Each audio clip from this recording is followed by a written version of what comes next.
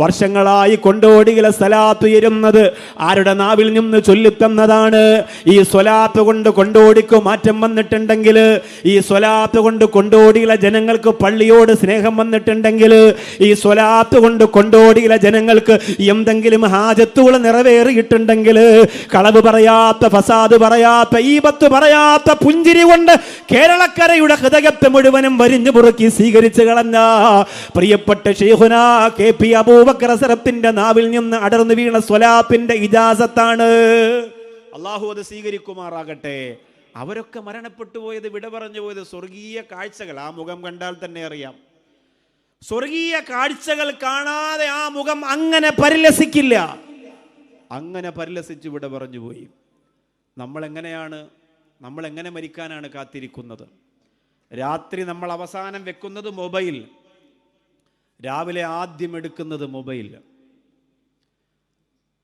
എന്തൊക്കെ കാഴ്ചകളാണ് അതിനകത്തൂടെ നമ്മൾ കാണുന്നത്, എന്തൊക്കെ കാഴ്ചകളാണ്. ഇന്നലെ രാത്രി പുത്തനങ്ങാടി ശുഹദ ആണ്ട് നേർച്ചയുടെ പരിപാടി കഴിഞ്ഞ് പിന്നെ ഒറ്റപ്പാലത്ത് നിന്ന് ട്രെയിനിൽ ചിറയൻകീഴിലേക്ക് വരാൻ വേണ്ടിയിട്ട് കയറിയതാണ്. അപ്പോൾ ഒറ്റപ്പാലത്ത് നിന്ന് കയറിയത് മുതൽ 2:30 മണി ആവും കയറുമ്പോൾ. അപ്പോൾ ഒരു 4-5 മണി വരെ ഉറങ്ങിയാൽ പിന്നെ സുബഹി നിസ്കരിച്ചിട്ട് വീണ്ടും ഉറങ്ങാലോ. അതിനുവേണ്ടി തിരിഞ്ഞും മറിഞ്ഞും കിടക്കുമ്പോൾ തൊട്ടടുത്ത് കിടക്കുന്ന ഒരാൾ ഭയങ്കര വോളിയത്തിൽ, എനിക്കറിയില്ല എന്തൊക്കെയാണ് കാണുന്നതെന്നറിയില്ല. മൊബൈലിൻ്റെ വെട്ടമാണെങ്കിൽ അതിനകത്ത് കിടക്കുന്ന മുഴുവൻ ആളുകളുടെ മോന്തായത്തിലും അടിക്കും. ഹെഡ്ഫോണില്ല, സാധാരണ ട്രെയിനിലൊക്കെ പോലെ ഇങ്ങനെ ഹെഡ്ഫോൺ വെച്ചിട്ടാണ് പാട്ടൊക്കെ കേൾക്കുക. ഇയാളിങ്ങനെ എത്ര പാട്ടാണ്, എന്തൊക്കെ എനിക്കറിയില്ല. കെട്ടിപ്പിടിയടാ അങ്ങനെ പിടിയടാ ഒക്കെ പാട്ട് കേൾക്കുകയാണ്. ആര് പിടിക്കാനാണ്? ഒറ്റയ്ക്കാണ് കിടക്കുന്നത്, ആരും ഇല്ല പിടിക്കാൻ. പക്ഷെ എന്നാലും മൂപ്പരിങ്ങനെ ആസ്വദിക്കുകയാണ്. അപ്പം ഞാൻ വിളിച്ചിട്ട് പറഞ്ഞു, ഹലോ, രാവിലെ കെട്ടിപ്പിടിച്ച പോരെ? അത്ര ക്ഷീണമുണ്ട്. കാരണം പുത്തനങ്ങാടി ശുഹദാക്കളുടെ ആണ്ട് നേർച്ചയെന്ന് പറഞ്ഞാൽ ഭയങ്കര സംഭവം. റോഡ് ബ്ലോക്ക്, അവിടെ നിന്നൊക്കെ താണ്ടി ഓടി കഷ്ടപ്പെട്ട് വന്നതല്ലേ. അതുകൊണ്ട് ഒരു 5 മണി വരെ ഒന്നും നിങ്ങൾ കെട്ടിപ്പിടിക്കാതിരുന്നാൽ ഞാനെന്ത് കെട്ടിപ്പിടിച്ചിടന്ന് ഉറങ്ങിയേനെ. അത് കഴിഞ്ഞാൽ പിന്നെ നിങ്ങൾ കെട്ടിപ്പിടിക്കേ, എണ്ണയുടെ, പിന്നെ എല്ലാം ഉണ്ട്. പല പാട്ടെന്ന് ഞാൻ പറയണില്ല, കേട്ട ഒരെണ്ണം കെട്ടിപ്പിടി അത്ര ഇഷ്ടമുള്ളത് കൊണ്ട് അത് കേട്ടപ്പോൾ ഒന്ന് ഓർമ്മിച്ചു മാത്രമേ ഉള്ളൂ. ഇത് തന്നെ എന്ന് പറഞ്ഞാൽ ആ രാത്രി ആ മനുഷ്യന് ഉറക്കമില്ല. അത് കാരണം ഞാൻ എന്ത് ചെയ്തു, ട്രെയിൻ ചിറയൻകീഴ് എത്തിയപ്പോഴും ഞാൻ സുഖമായിട്ട് ഇറങ്ങിയില്ല. നേരെ തിരുവനന്തപുരത്ത് പോയാൽ ഇറങ്ങിയത്. ചിറയൻകീഴ് ഇറങ്ങാനുള്ള ഞാൻ തൻസീർ വണ്ടിയൊക്കെ ആയിട്ട് ഇറങ്ങുന്നില്ലെന്ന് ചോദിച്ചു. ഞാൻ മൊബൈലൊക്കെ ഓഫ് ചെയ്ത് സുഖം ഉറക്കമായിരുന്നു. കാരണം എന്താ, ഈ മനുഷ്യൻ ഉറങ്ങാൻ സമ്മതിക്കണ്ടേ? രാത്രിയും പകലും കണ്ട് നമ്മുടെ പ്രിയപ്പെട്ട സഹോദരങ്ങൾക്ക് ആർത്തി തീരുന്നില്ല. അതിനു മാത്രം എന്താണ്, നമ്മൾ ആലോചിച്ച് നോക്കും. ഒരു സിനിമ നമ്മൾ കാണുകയാണ്, അത് കണ്ടു 2 മണിക്കൂറിൽ അവസാനിച്ചു. വീണ്ടും അടുത്തൊരു സിനിമ. ഇതൊരു മനുഷ്യന് എങ്ങനെയാണ് ഉൾക്കൊള്ളാൻ പറ്റുക? ഒരു സീരിയൽ നിരന്തരം ഇത് തന്നെ. ഒരു കഥ തീർന്ന് അടുത്തത് തുടങ്ങി, അടുത്ത കഥ തീർന്ന് അടുത്തത് തുടങ്ങി. എന്താണ് അതിനകത്തുള്ളത്? എല്ലാത്തിലും ഒരേ സാധനം തന്നെ, തിരിച്ചു മറിച്ച് ഇടും. ഒന്നിൽ അമ്മായി കിണറ്റി വീഴും, അടുത്തതിൽ മരുമോള് കിണറ്റി വീഴും. ഒന്നിൽ മരുമോള് ഗർഭിണിയാവും, ഒന്നിൽ അമ്മായി ഗർഭിണിയാവും.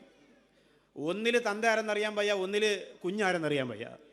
ഇതെൻ്റെ കുഞ്ഞ് തന്നെ. അവസാനം വീട്ടിൽ ജോലി ചെയ്ത് കഷ്ടപ്പെടുത്തി ലാസ്റ്റാണ് അറിയുന്നത്, അല്ലാ പടച്ചോനെ, ദൈവമേ, ഈശ്വര, ഭഗവാനെ, ആറ്റുകാലമ്മേ, ഇതെൻ്റെ മോളായിരുന്നോ. ഇത് തിരിച്ചടുത്ത കഥയിൽ അമ്മ ആരെന്നറിയാൻ വയ്യ, അമ്മയിട്ട് കഷ്ടപ്പെടുത്തി ലാസ്റ്റ് അറിയണത്, അയ്യോ ഇതെൻ്റെ അമ്മയായിരുന്നു. ഇത് തന്നെ തിരിച്ചും മറിച്ചും അങ്ങോട്ടും ഇങ്ങോട്ടും പൊറോട്ട അടിക്കണ പോലെ അടിച്ച് കുഴച്ച് അണ്ണാക്കി കയറ്റി തന്നാലും വീണ്ടും ഇരുന്ന് ഇങ്ങനെ ഇളിച്ചുകൊണ്ടിരിക്കും. ഇത് നമ്മൾ ആലോചിച്ച് നോക്ക്, നമുക്കൊരു ബുദ്ധിയില്ലേ? ഖുർആൻ ചോദിക്കുന്നു, അഫലാ തഅഖിലൂ, നിങ്ങൾ ചിന്തിക്കുന്നില്ലേ? ഇത് കേട്ടു നോക്ക്, നിങ്ങളെ മനസ്സിലാക്ക്. അപ്പം ഈ തരത്തിൽ നമ്മുടെ മൈൻഡിനെ ബ്ലാങ്ക് ആക്കി കളഞ്ഞു. ഇവിടെ എങ്ങനെയാണ് നമ്മൾ മരിക്കുമ്പോൾ സ്വർഗം കാണാം? എങ്ങനെയാണ് കാണാം?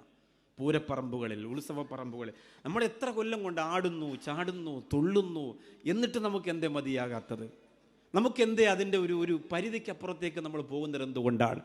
നമ്മുടെ ഖൽബിൽ നിന്ന് ഈമാൻ പതിയെ ഇബ്ലീസ് ലഅനത്തുല്ലാഹി അലൈഹി മോഷണം നടത്തി കൊണ്ടുപോയിരിക്കുന്നു. പ്രിയപ്പെട്ടവരെ, അലി റളിയല്ലാഹു അൻഹു പറയുകയാണ്, സുബ്ഹി നിസ്കാരം കഴിഞ്ഞു 11 പ്രാവശ്യം ഖുൽ ഹുവല്ലാഹു അഹദ് അല്ലാഹുസ് സമദ് എന്ന സൂറത്ത് നിങ്ങൾ ഓതിയാൽ, സുബഹി നിസ്കാരം കഴിഞ്ഞ് 11 പ്രാവശ്യം നിങ്ങൾ സൂറത്തുൽ ഇഖ്ലാസ് ഓതിയാൽ, അന്നത്തെ ദിവസം നിങ്ങളുടെ ഈമാൻ ഇബ്ലീസിനെ മോഷ്ടിച്ചു കൊണ്ടുപോകാൻ കഴിയില്ല, പളുങ്കുപോലെ.